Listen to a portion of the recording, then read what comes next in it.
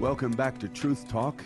I'm excited to talk about the truth and how it relates to the world we live in and how we express it.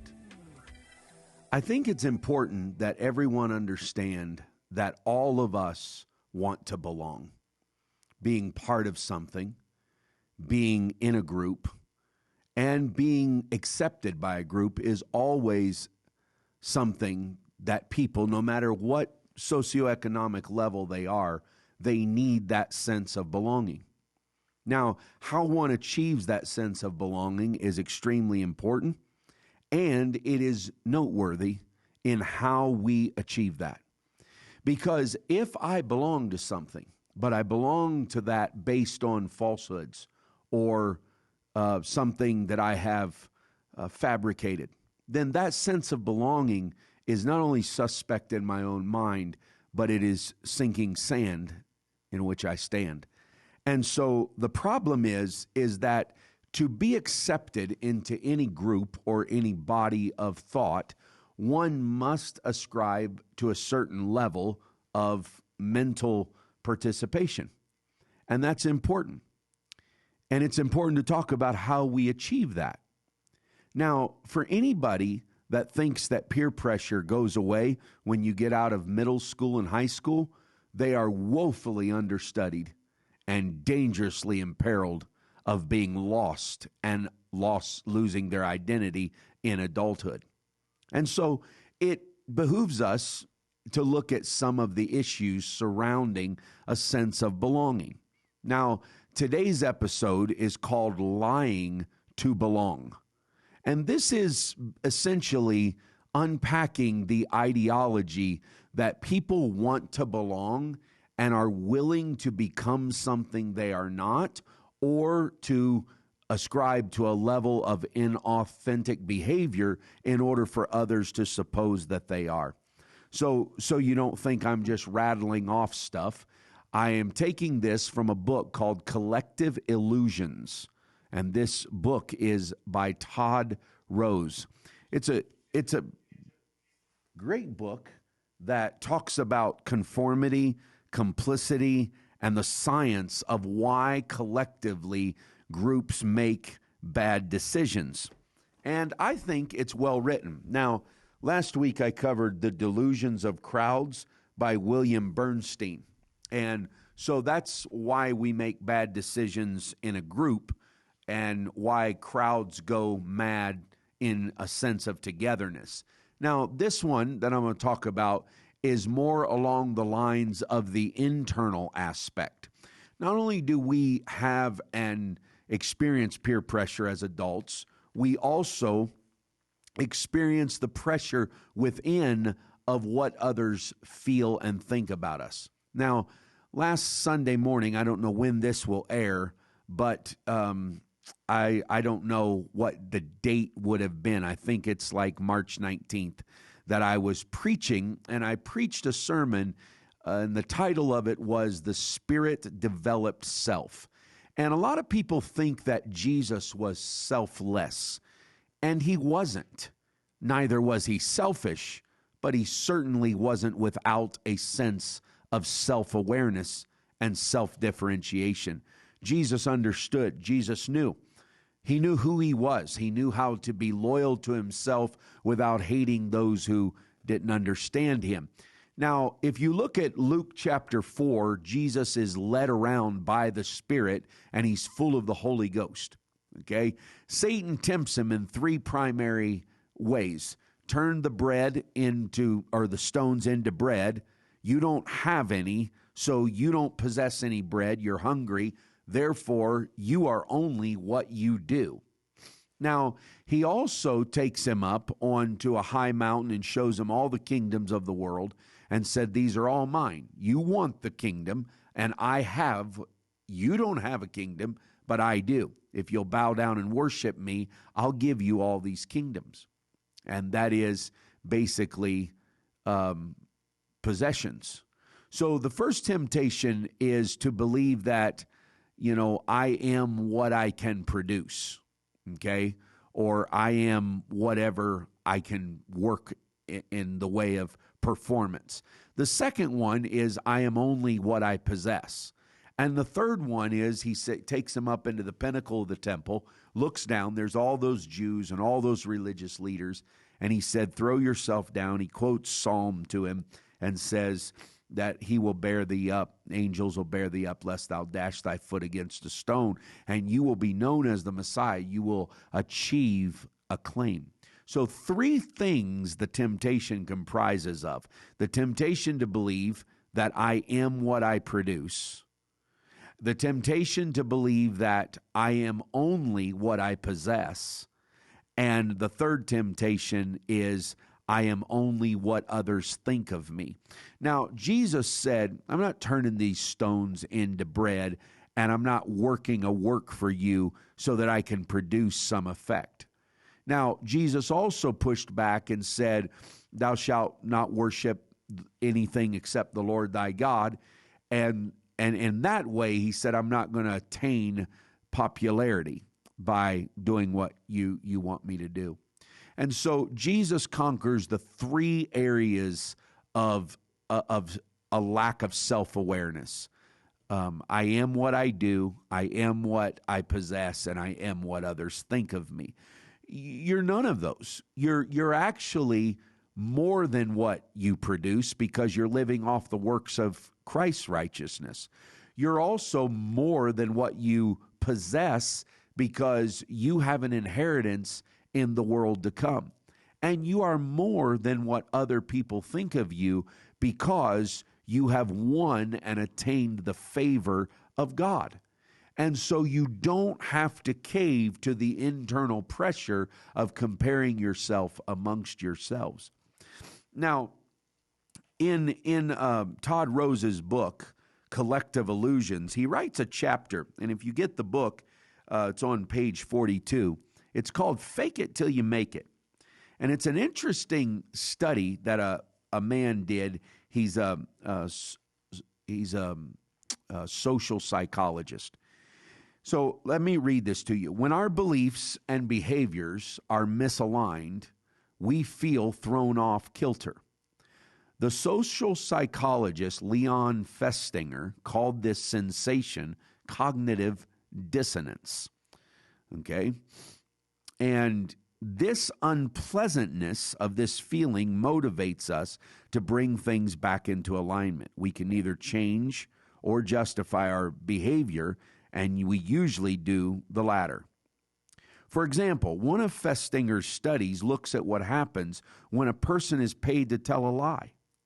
After participating in a long and boring experiment, college students were asked to tell the next participants coming into the room how fun and exciting this experiment is. Some were paid $1 to lie, while others were paid $20 to lie. When asked to share their private opinions of the experiment afterwards, both the controlled group and the participants who received $20 said it was boring. But those who had been paid $1 experienced more positivity and responded more positively. Festinger explained that the subjects who were paid $20 could easily conclude that they'd agree to a lie for the money, but those who had told the same lie for $1 had little justification for why they told the lie. Therefore, it resulted in cognitive dissonance and prompted them to alter their personal opinion in order to provide the missing justification. Why else could they have said it was fun, if not from personal conviction? So even though they knew the experiment was actually boring, they recalibrated their reality to reflect the lie that they had told. This is the first risk that comes with lying about our private beliefs. If we aren't careful, we can come to believe our own lies. But one, it gets worse. The reason is it's so hard to lie is that we aren't telling the truth. We get a nagging feeling that other people know it, even though that's not really the case. So the people who had a higher level of incentivization to lie, they could easily say, yes, I lied because I was paid $20, right? To say that the experiment was fun. And hey, for $20, I'll tell the next people coming in the room, it's worth me telling them a lie. But when they polled them, they said, yeah, we really didn't believe it was fun, and we didn't believe it was an exciting experiment. And then the people that were coming into the room, the control factor, they told the truth as well. It's the people that got paid $1 because the payment was so low, they couldn't adequately explain why they were willing to tell a lie for something so small. And so what happened is they adjusted their perception of what was going on in the room and said, in reality, that was a lot of fun.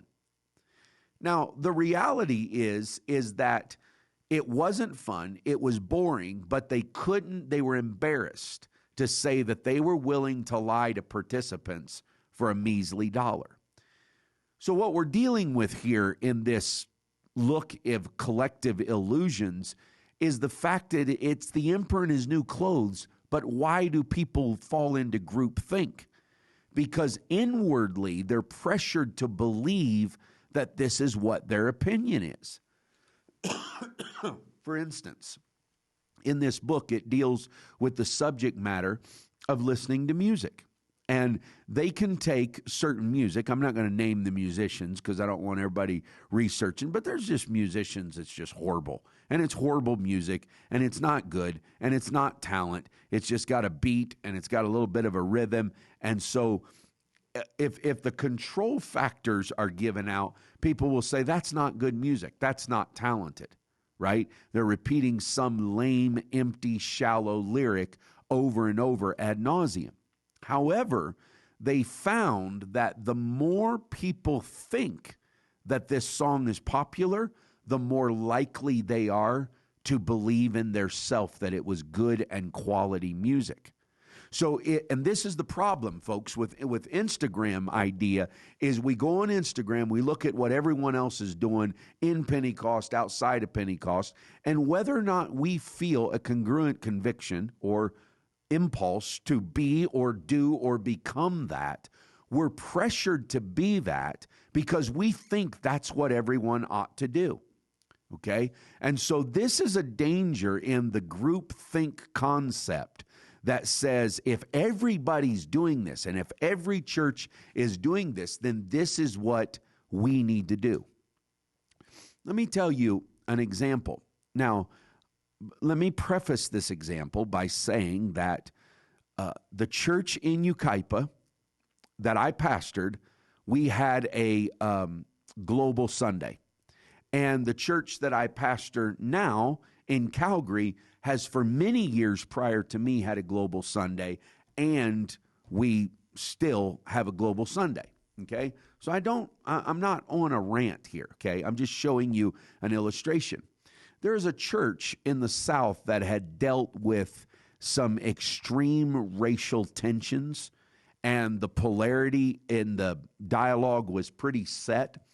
And this church, the people and the leadership began to look on Instagram, and somewhere around the fall, there seems to be a uptick in global awareness. Now, whether or not that is truly because we are trying to be diverse or ethnic inclusive, or we just want a different version of a costume party, that is to be debated. Albeit, this church is watching all of us do and be this and says, well, we must do this.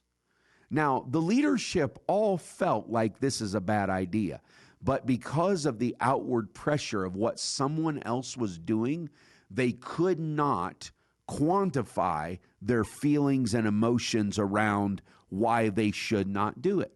So they adapted to it, okay, and it caused a great deal of negativity. It caused a lot of hurt for people of a certain ethnicity to be dressed up as a different ethnicity. It came off as patronizing, and it came off as dismissive and insensitive to the culture in which they were based on the history which they had. That being said, This is why everyone needs to step back from the peer pressure that one feels around the world and around Pentecost and ask the question, what is the best for our ministry? What is the best for our church? What is the best for what we're doing to reach and dialogue with our community and evangelize them? So that being said, this church, and I got the opportunity to talk to one of their leaders, and they were just aghast that it did not go well. And somehow they felt like they were damaged goods and their church wasn't as effective as everybody else. The reality is, guys, ladies, we do not have to lie for $1. We do not have to fall into groupthink. We're able to sit there and say, okay, that fits for other churches and other ministries that wouldn't be effective for us. Now, the danger is if we fall into an inordinate and disproportionate amount of groupthink, who pays the bill for that? Obviously not those that are monitoring and those that are, kind of animating the groupthink. To me, it's a great idea, and it works well in our church and in our community, and it's a great opportunity, right?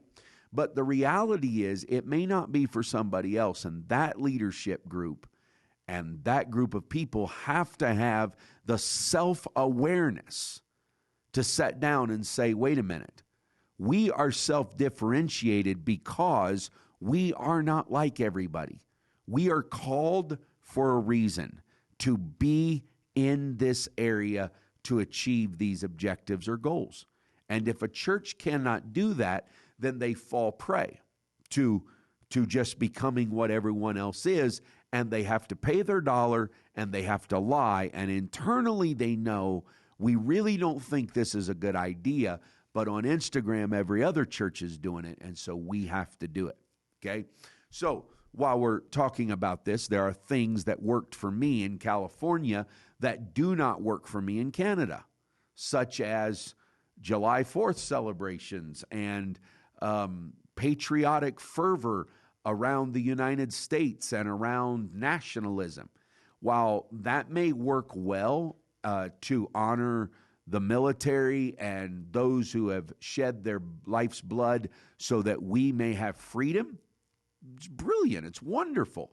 It just doesn't translate into my local community. Now, we have other things that we do. We wear poppies and have Remembrance Day. So that's something that I can do in Canada that I couldn't do in the States.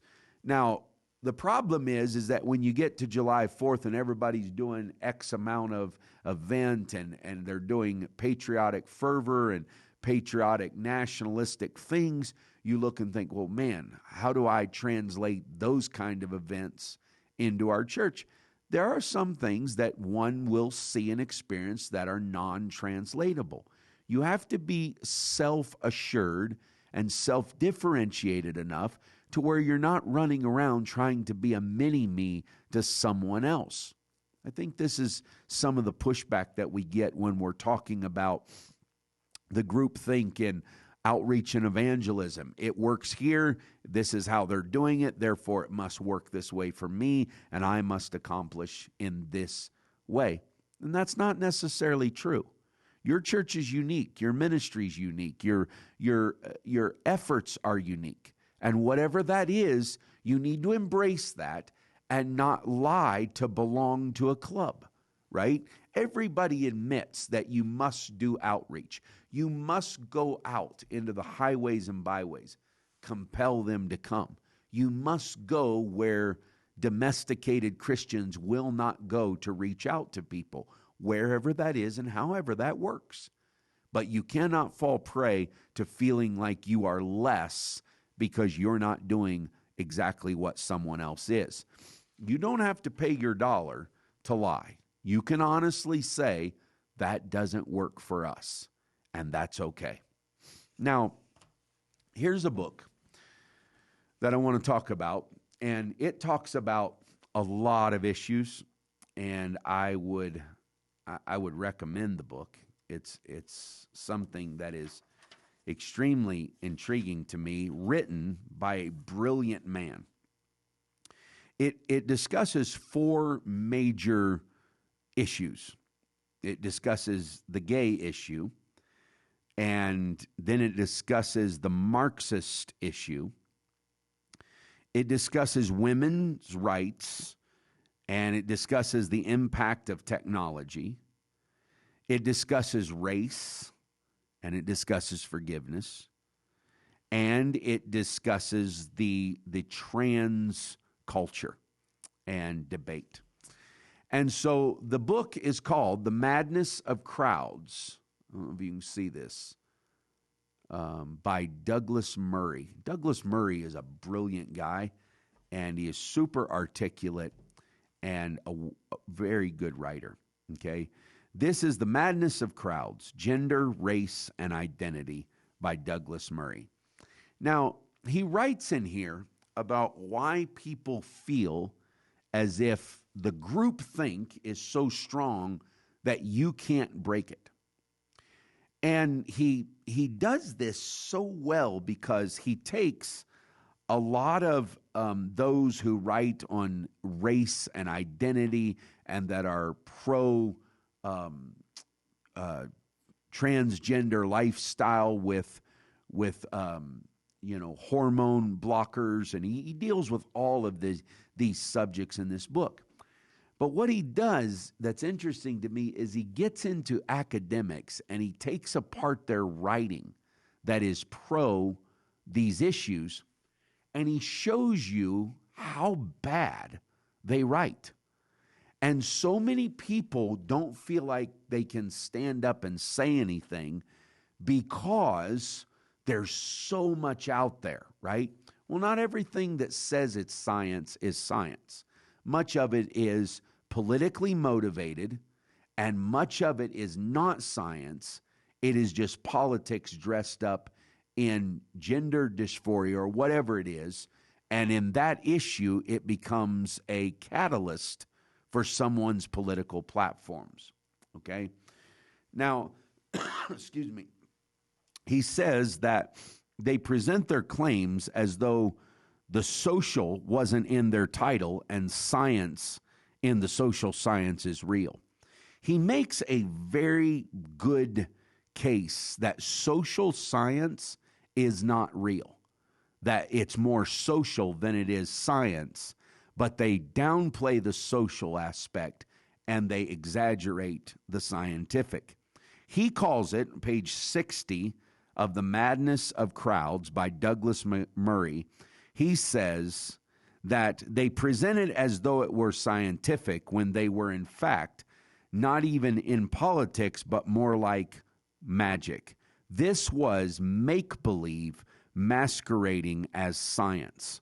So he's unpacking their writing. Now, it's intriguing because he gives you, and I'm not going to go into this in the limited amount of time I have here on this podcast, but he gives you block text and quotes of some of the things that these academic social scientists have written.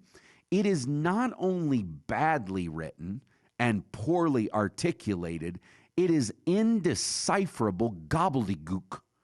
It's just, it doesn't even make sense. It's an alphabet soup that someone has out on the online because they have a PhD or some other, name and letters behind their name. And so people feel like because everyone is saying this is popular and everyone is saying this is science, then it must be the winning argument. And then he begins to chastise moral conservatism and says, you guys have spent all your time ranting online or on podcasts or on newscasts, and you're not writing. And that's a valid point. And we see this even in the Pentecostal circles that can say, well, I don't like this and I don't agree with this and I don't feel good about this. But they won't sit down, discipline themselves, and write it out. What actually are they meaning? Now, he says that their writing is so bad that it camouflages the weakness of their argument. And so let me read you his critique of left-leaning political social scientists. Quote, another curiosity about the intersectional movement is the camouflage that it employs.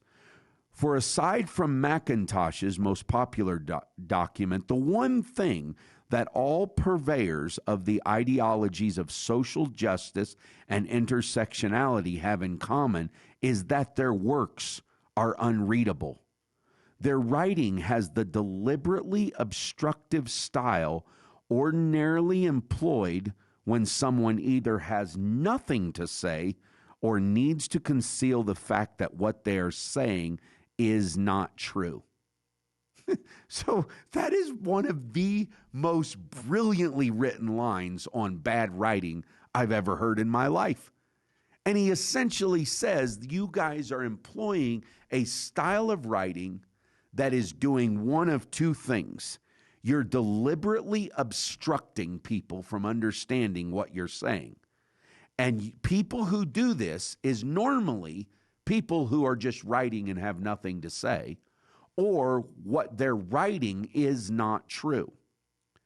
And then he gives you an excerpt of one Judith Butler, who it's 1, 2, 3, 4, 5, 6, 7, 8, 9. It is 10 lines and it's a one sentence. And it makes no sense. I have read it at least a dozen times trying to decipher the meaning of what she's saying. It's indecipherable. To which he immediately, Douglas Murray, follows up and says, prose this bad can only occur when the author is trying to hide something. He goes on to talk about you cannot afford to write unreadable prose when there's that much at stake. So when you guys go to books and you read the other side's argument and you're contemplating the depth of what they're positing, don't bow down. Don't crouch down and say, oh, wow, they're so smart, I can't even understand these sentences.